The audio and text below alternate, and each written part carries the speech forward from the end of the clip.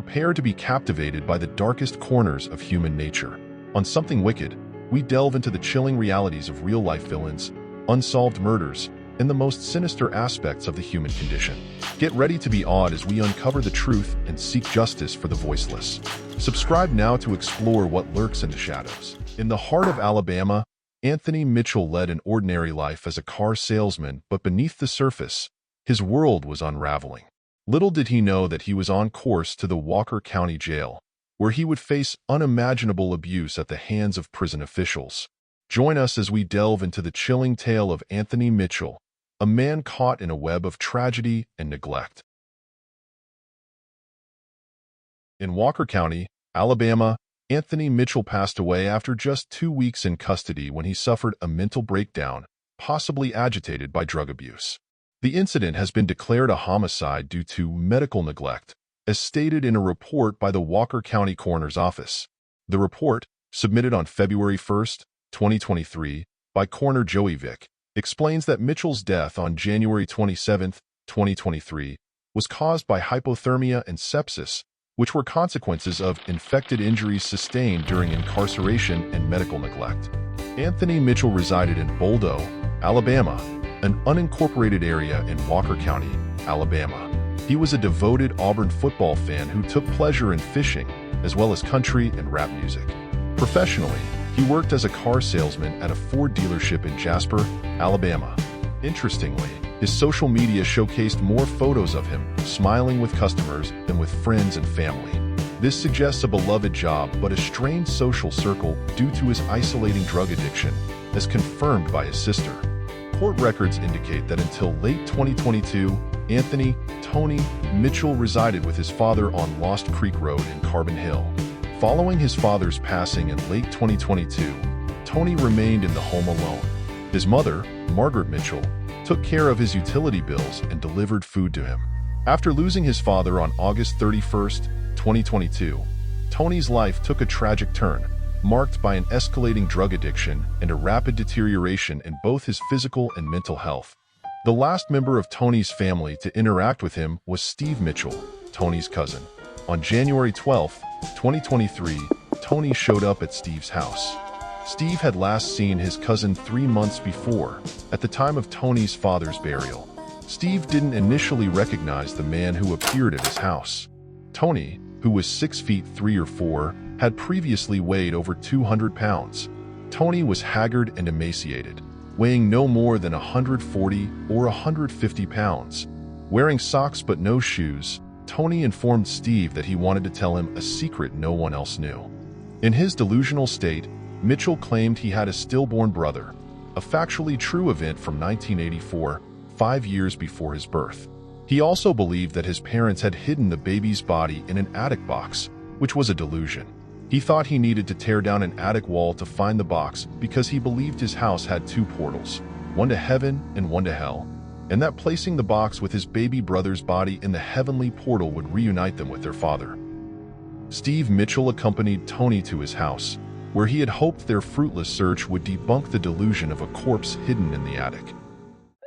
However, when that failed to convince his cousin, Steve contacted the authorities. The sheriff's officers arrived at Tony's house on Lost Creek Road and found him in the same delusional and psychotic state that Steve had experienced earlier that afternoon. A written statement released from the sheriff's office on Facebook states, in part, when deputies arrived, they observed Mr. Mitchell in the front yard of the residence. Mr. Mitchell immediately brandished a handgun and fired at least 1 shot at the deputies before retreating into a wooded area behind his home. A SWAT team was brought in to subdue Mr. Mitchell. When Mitchell was arrested, T.J. Armstrong, the sheriff's office public information officer, posted a photo on social media. The image, taken at the arrest site, depicted Mitchell with his face spray-painted black. Mitchell allegedly explained that he had done this to gain entry into the hell portal. The post faced public backlash for the photo's distasteful sensationalism and trophy-like nature. Anthony Mitchell had now haplessly stepped into a hell created by those trying to help him, and his family would bear the irrevocable consequences of their well-intentioned decision. Prior to incarceration, Mitchell's situation was already fragile due to significant medical and psychiatric issues. such as severe drug addiction, psychosis, and malnutrition. The substandard care provided in prison only worsened his condition. A court filing asserted that Armstrong and every other officer at the scene were consciously aware of Mitchell's serious acute needs and gave false promises of help. Allegedly, Armstrong told Steve that they were going to set Mitchell's bond high enough that he would not be able to bond out, and he assured Steve that Mitchell would receive a medical evaluation and treatment in jail. Armstrong told him, "We're going to detox him, and then we'll see how much of his brain is left," or words to that effect. They instead tormented him more brutally than his worst nightmares because, unlike his hallucinations, they weren't products of his fractured mind. He endured confinement in a toiletless, bedless, icy room and was deprived of water. His false teeth were confiscated when they dislodged during a tasering, making eating not only difficult but also unsanitary due to no plumbing. The lawsuit filed by Mitchell's family alleges that he suffered inhumane conditions at Walker County Jail, including being denied food and water for over 70 hours and subjected to freezing temperatures during winter, potentially as punishment for firing at deputies. Anthony Mitchell's relatives claim that over a dozen jail officials mistreated him and conspired to hide the supposed abuse. The allegations include that cold air was deliberately blown into Mitchell's cell while he was naked, possibly as part of the jail's suicide prevention policy, but led to catching hypothermia. This was exacerbated by the absence of water for more than 2 days, particularly during the night leading up to the morning of January 26. Anthony Mitchell was housed as a pretrial detainee at the Walker County Jail from January 12, 2023, until his death on January 26, 2023. According to the lawsuit, Mitchell was kept in an isolation cell in the jail's booking area from January 12 to January 26. The cell lacked a bed and only had a floor drain for a toilet.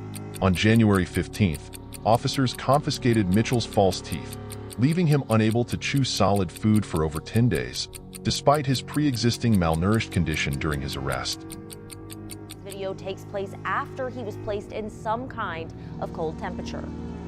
The video has no sound, but you can see Mitchell being taken out of his cell in a wheelchair. Court filings say this is the first time he's seen clothed while in custody. Deputies begin cuffing Mitchell's feet while his head rolls from side to side. You then see Mitchell slide out of his chair and deputies lift him back in. Both parties admit that Mitchell was still alive at this time. Next, they begin to lift Mitchell out of the wheelchair by his jumpsuit. They place him on the ground, back in a cell, and close the door as another inmate enters the booking area. Court documents show Mitchell's family believes this video is proof that deputies should have called for an ambulance sooner. Here, an officer casually sweeps around a dying man. These people could care less. The lawsuit claims the footage shows Mitchell motionless and naked on the concrete floor, in a state of medical distress, while officers appear to be joking and laughing. The officers would finally escort Anthony Mitchell from jail and place him into the back seat of a patrol car to be transported to a hospital on the morning of January 26th at approximately 8:54 p.m. As the corrections officers neared the SUV, they laid Tony on the ground beside the SUV, letting his head fall back on the cement while they stood around, seeming to deliberate how best to place the body in the vehicle. Anthony Mitchell lay between them on the cement floor, next to the SUV's open rear passenger door as the deputies pontificated. The corrections officers lifted Anthony Mitchell's body and placed it across the back seat of the Sheriff's Department SUV. On the video, the COs appear to push the body into the SUV, adjusting its position before closing the door. Again, moving with no particular urgency, the deputies walked around to get into the SUV. This video captured events that took place around 8:55 a.m. on January 26, 2023, after Mr. Mitchell had languished for approximately 3 days on a bare cement floor with no water as his life trickled away. Deputies arrived at the hospital with Tony at 9:23 a.m., 11 hours after corrections officers Braxton Key and Bailey Gainey found Mitchell in extreme distress on the floor of his cell around 10 p.m. on January 25th. At that point, he had no pulse and was taking only 2 to 4 agonal breaths per minute. The deputies missed their final opportunity to save Anthony Mitchell by not informing the hospital staff that he had been exposed to cold temperatures. Doctors only discovered Mitchell's hypothermia after initiating emergency resuscitation and measuring his temperature, which led to an immediate alteration in their treatment plan, but precious time was lost because the initial treatment was inappropriate for someone with severe hypothermia. Anthony Mitchell was declared dead at Walker Baptist Hospital at 1:15 p.m. Corrections officer Karen Kelly documented Mitchell's mistreatment, triggering an inquiry. In response, she faced a cascade of reprisals. She was questioned, her phone was seized, and she would eventually be dismissed from her job. Her courageous act of revealing the video, which contradicted TJ Armstrong's account, now leaves her living in fear as she pursues a wrongful termination lawsuit. The defendants are individually sued for not providing humane care. Jail officers and officials allegedly failed to give Anthony Mitchell essential medical care while he was held in an unclean cell for more than 2 weeks without clothes. With open wounds, he had to eat with his hands. His false teeth were knocked out after a tasering, complicating his ability to chew, which was vital due to his clear malnourishment. Exposure to feces and cold heightened his risk of sickness or death significantly. From the moment Anthony Mitchell was arrested until his tragic death, he suffered appalling treatment despite his evident need for psychological care, which the police were ill-equipped to provide.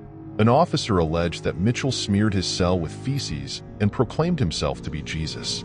Mental health professionals faced significant challenges in providing care due to the communication barriers posed by his closed door and his reluctance to engage. On one occasion, officers forcibly removed him from his cell with taser wires still embedded in his body. When he collapsed, they callously dragged his bare body by the ankle to the bathroom, ignoring a nearby wheelchair. In conclusion, Anthony Mitchell's case is a harrowing testament to the failure of Alabama's correctional facilities to provide rehabilitation. Rather than offering dignified care to a mentally ill, malnourished, and vulnerable individual who hadn't harmed anyone, the system toyed with and dehumanized him. Adding insult to injury, Sheriff Nick Smith egregiously awarded the misconduct of Morgan Madison by selecting him as the Corrections Officer of the Month, instead of reprimanding him for the events that deprived Mr. Mitchell of his constitutional rights and ultimately his life. Mr. Mitchell's mother is suing Sheriff Nick Smith both personally and in his official capacity, along with the corrections officers and nurse practitioners who failed to provide her son with relief. May Anthony Tony Mitchell rest in peace, and his family find justice. So what do you guys think? Do you think that his family should have done more to check on him after he'd been arrested? I couldn't find any evidence that his family tried to visit him after he'd been arrested. Can't help but to wonder if they did, or maybe he would have been abused as long as he was. What do you think? Put your thoughts in the comments below. Thanks for tuning in. Be sure to like and subscribe.